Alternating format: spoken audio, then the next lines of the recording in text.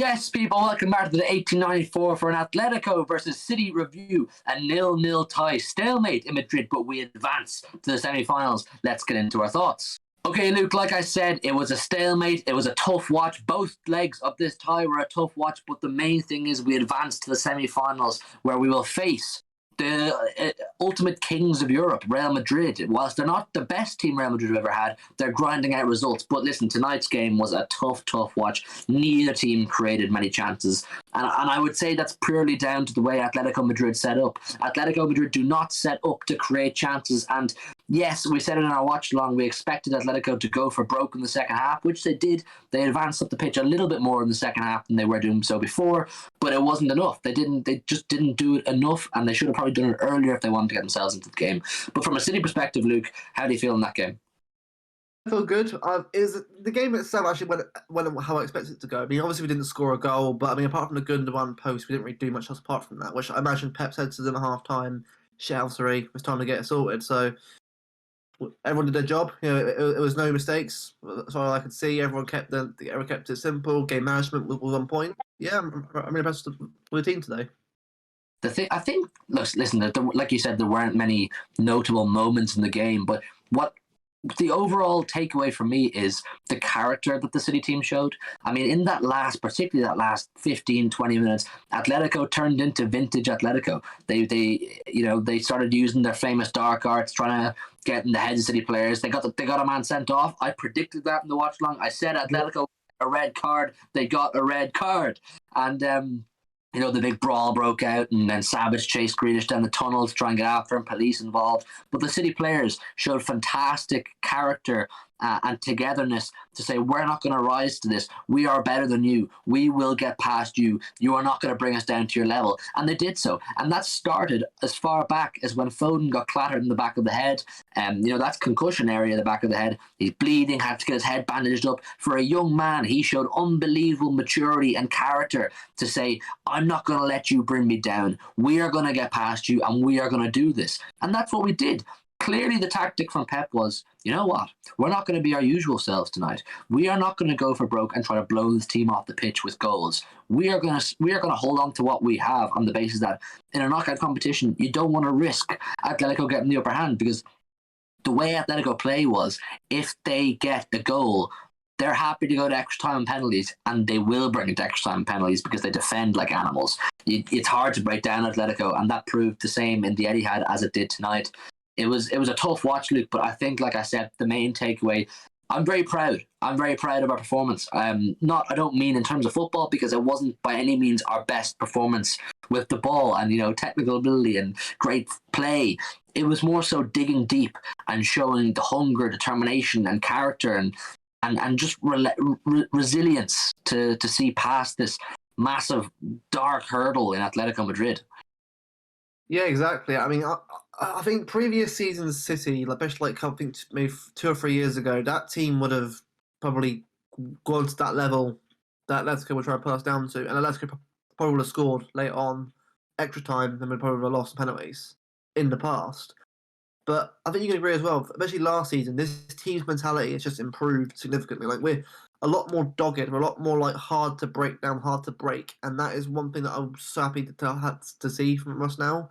There's one thing in the past I've always questioned of a City is, have they got the mentality to go further in this competition? And clearly we do, because we're now doing it against the Masters of Dark Arts and Atletico. And we didn't score. Yeah, that's a shame, but we're through. That's the main thing for me. I think a great point you made was that togetherness and that point of, if it was a few years ago, we probably would have sunk to their level, and we would have allowed Atletico to get into our heads, and they'd eventually knock us out. Almost reminiscent of Lyon and Monaco and Liverpool, and these times where we were the better football team, but we just didn't rise to the occasion. We didn't have that character. The hunger and determination is at a sky high in this City camp for this competition, and that was something that really showed tonight.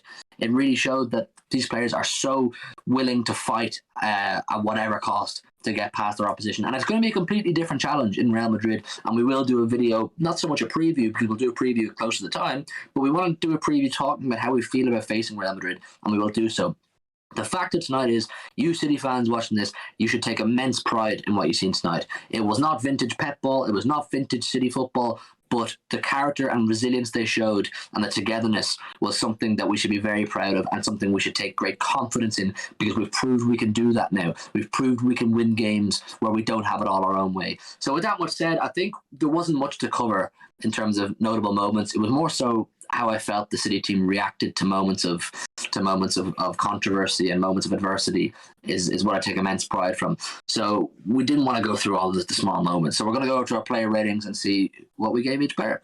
Okay, we're going to pop up our player ratings on screen for you to see right now. As always, get involved down below in the comments. Would you rate anybody higher? Would you rate anybody lower? And let us know in general, who's your star man, who impressed you tonight? Because there was quite a few players who, even though they didn't hit their heights technically or had the influence of the game, it was the mentality. Once again, the mentality is the main word to take away from this review and the overall game. Ederson, we gave him an 8. He had a few saves to make in the second half. Some of them were tricky to deal with. He took a knock in the end of the game as well. He was absolutely key. He was huge for us tonight, as he is every week in his own individual unique way. Cancelo, we gave him a 7 because, unfortunately for Cancelo, he is now going to miss the first leg of the Real Madrid game, the semi-final, because he is going to be suspended due to another yellow card. And I was so late in the game, he was so close to getting through the fixture and able to play in the next game. It's a real shame because, we may be missing Walker as well. Walker, who we gave an 8 to, he went off. It looked like he rolled his ankle. We just pray to God that's nothing serious. We will need him for the upcoming Premier League fixtures, let alone the Real Madrid game. But overall, I thought Walker was good. His defensive display was good when called upon. Didn't have a huge amount to do until late in the game. And then, of course, he went off injured. But I think Walker will be proud of the way he performed tonight, and his leadership and his experience was required on the field tonight. Stones and Laporte, both very good. John Stones made a huge block in the second half. Laporte made a few huge tackles throughout the game. Both of them very solid. Diaz is going to have his work. Sorry, I've got a cough. Diaz is going to have his work cut out to just walk back into the team, even though he probably will because he's rated so highly. But listen, back four, they did what they could. It's just a shame about Cancelo. Look. Exactly, yeah. That's the one little blemish I think on this performance thing. It's just that annoying suspension of Guardiola. Like, I think, don't get me wrong, right? I think Ake and Zinchenko, if they're required, can do their jobs.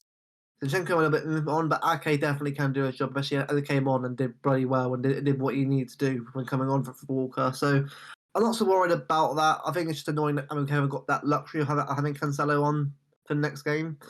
But apart from that, everyone did their job. Walker was brilliant before coming off, and I thought Ederson, Stones, and Laporte were brilliant today. I mean, Ederson did all he needed to do today in terms of shithousery, and also actually some good saves as well, especially towards the end of the game. And Stones and Laporte, both of them together, as you said about Diaz, both of them right now are on form right now, the best two. And I know Diaz obviously is one of the main players, especially when he's fit.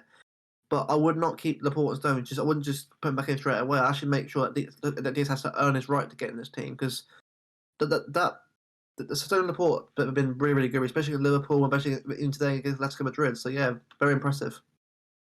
Yeah, it's a scary prospect, the idea of facing Real Madrid without Walker and without Cancelo, potentially, particularly Walker, who's the pace merchant who we would like to see on Vinicius. But we'll get into all that when the time is right. In midfield, also, notable mention for Ake. Ake was a great influence when he came on. He looked very passionate. He looked like he wanted to influence, and he did.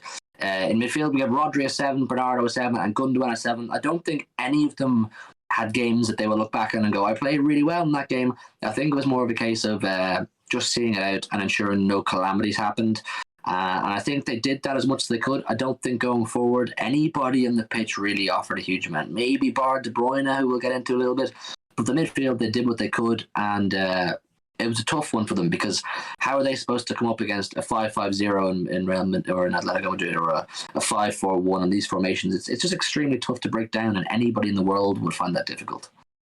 Exactly, yeah. Like, I mean, I said before the game as well about how bad the midfield is, and the midfield is works very well together. Them three together, I knew it would not be an issue in terms of them getting potted that easily. So I knew, in terms of defensively, it was fine. It was just, I think, going forward, as both of us saw today, it really was just a scrappy, awful game. Apart from Gundogan hitting the post in the first half, that was it. Maybe a little run later on.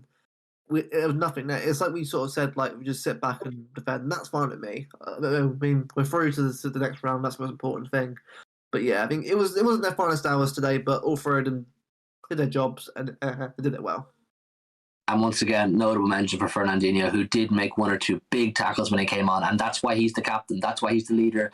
When you do need him at the most, he comes in and he does what is expected of someone like him. And big credit to him. It's very sad news about him the other day, but we'll talk about that in another video. And then the front three, we gave Foden 8. De Bruyne is our man of the match. He was the leader throughout the 90 minutes, and he was probably our best attacking outlet. Gave him a 9. And Mahrez didn't have much influence in the game. We gave him a 7. But overall, they didn't. You couldn't expect much of the front three because of what they were up against. I mean, Atletico set up in such a uniquely awful way that affects their own style, that affects their own chances of winning, first of all, Atletico, but it naturally will also hinder our chances of scoring a goal. But I suppose what I want to touch on is Foden's character. I mentioned it in the first part of the show. Foden was an animal tonight. He looked like a mature, seasoned player, which he actually is. Even though he's 21, he's been around so long at the ripe young age he is. And he showed fantastic maturity and even leadership at times. I think a massive credit to Phil Foden, but we gave De Bruyne the man of the match because he was probably our brightest spark going forward. Luke, once again, similar to the midfield, the front three, you couldn't expect a huge amount of them because of what they were up against. But nevertheless, they did what they could. And Foden was fantastic. Exactly, yeah. I mean, look, a bit on Mahrez, right? Mahrez actually went past his man a few times today and looked like he was really wanting to go for it and challenge. And he wasn't bad today. He played really well with what he was given.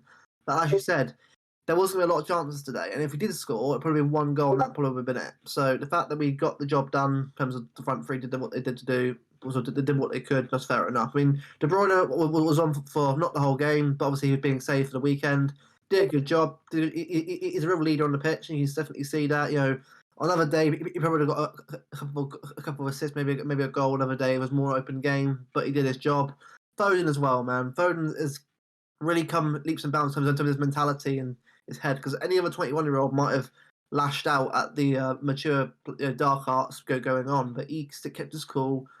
And at the end, without actually even laughing at the end, what's going on, which shows how bloody cool he is. So, yeah, overall, it was a great performance. I mean, obviously Sterling come on later on. We didn't really do much, but he did what he could, obviously, what he was given as well. So, yeah, I agree with the ratings. The whole team performed well today and great character overall.